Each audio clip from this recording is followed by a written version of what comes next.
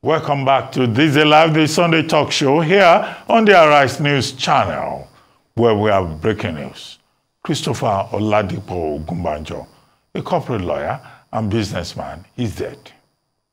He died at 99, coming 2 months before his 100th birthday. The legal icon and Ijebu chief who once partnered Ladoke Akintola, former premier of Western Nigeria, was born in the Erunwan Ijebu area in Ogun State into the Christian family of Daniel Ogunbanjo and Madam Towobola on December 14, 1923.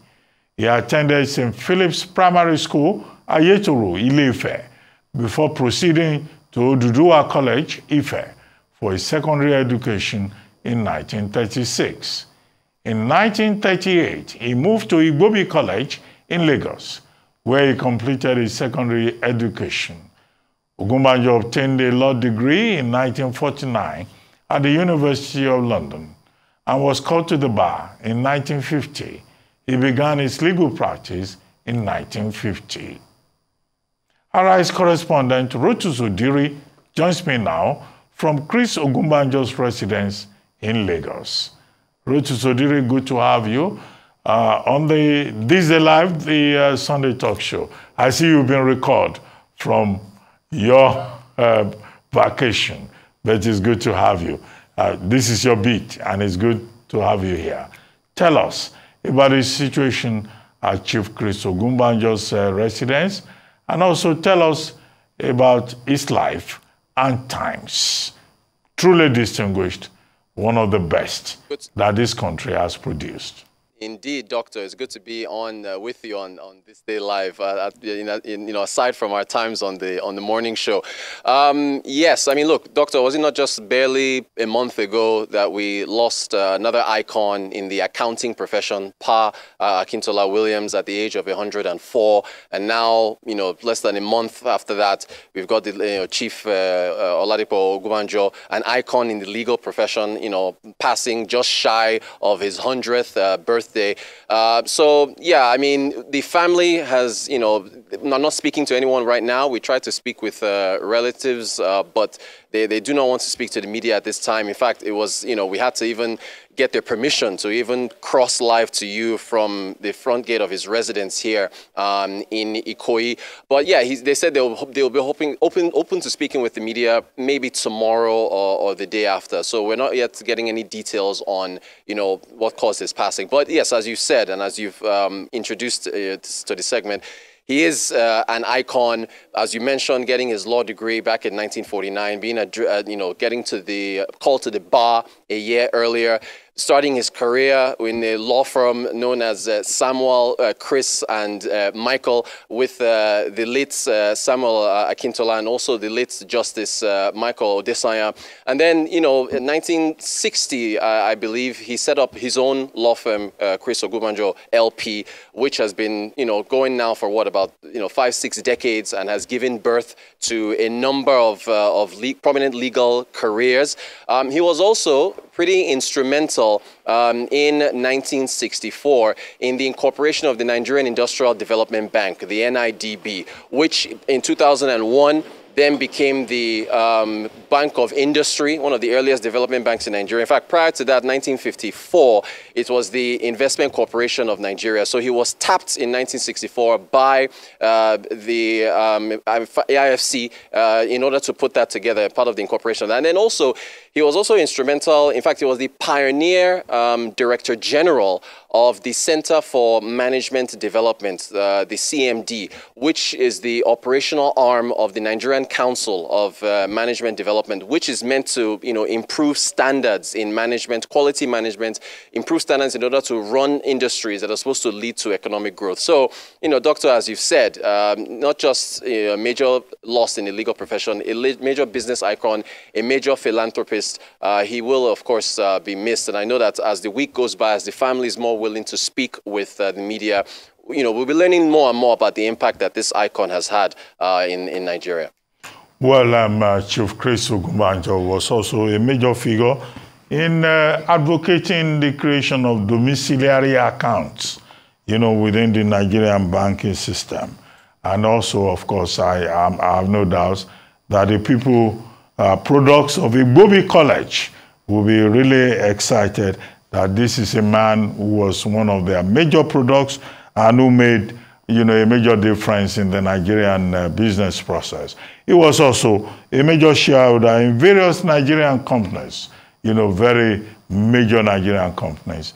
God also granted him with the benefit of longevity. And my own concern is that it looks like all the greats are just living one after the other. You mentioned, Mr. Akintola Williams, the doyen of the accounting profession. But there was also Otumba Shubumi Balogun, who also left around this recent time. But our consolation is that these are major icons in Nigeria, men who, with their examples, made a difference. Otumba Shubumi Balogun, founder and chairman of the FCMB, the FCMB Bank, also left this example. There are many lessons that younger people can learn from the example of, Chief Chris Ogunbanjo, who, in addition, if I may add that, was also a mystic, a man who was a student of knowledge and who probed, into the meaning of life and existence and what it means, for human beings, for individuals, to understand the meaning of reality. And he has lived long enough, for his example to be a subject of study for generations to come. Well, let me ask you, Rotus, okay? At the residence there, have you observed any other activity in Lagos?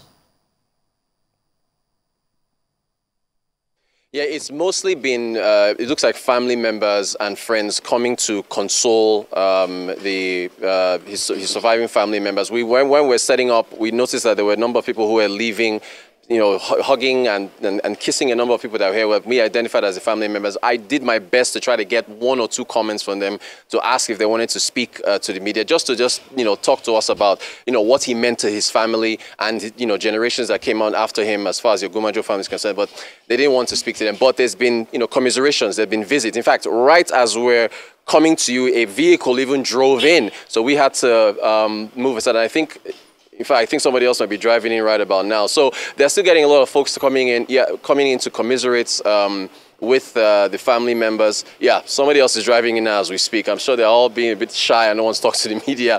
But yeah, so our camera is catching a vehicle that they slowed down and then they sped off when they saw us. So, right now it's the family again. This news is just breaking. We are the only media outlet here right now, because they did say they didn't want to talk to any media. They actually told them to go away, but then we just spoke with them and said, look, we just want to cross over, let our viewers internationally know what's happened, and as you've just eloquently put out there, what this man meant to Nigeria and to his family. So hopefully we'll get more, but the activity, to answer your question specifically, has been friends, and it looks like family coming to friends and associates coming to commiserate with the family. Well, thank you very much, Rotus Odiri. Great job there, cancelling your leave and coming to work for Arise News. And the point, of course, is that even if a man lives to be 150 or 200, people will still be in a state of shock. Because after all, what we leave behind as human beings is just the memories that we share with other people. And when we pass, people will still have that feeling of shock. But we're glad that he lived a life of impact, of influence, of great achievements. And he ended up as an icon in Nigerian history in his chosen line of business. Thank you very much, Rotus Odiri, for joining us on This Day Live, the Sunday Talk Show. Thank you very much indeed.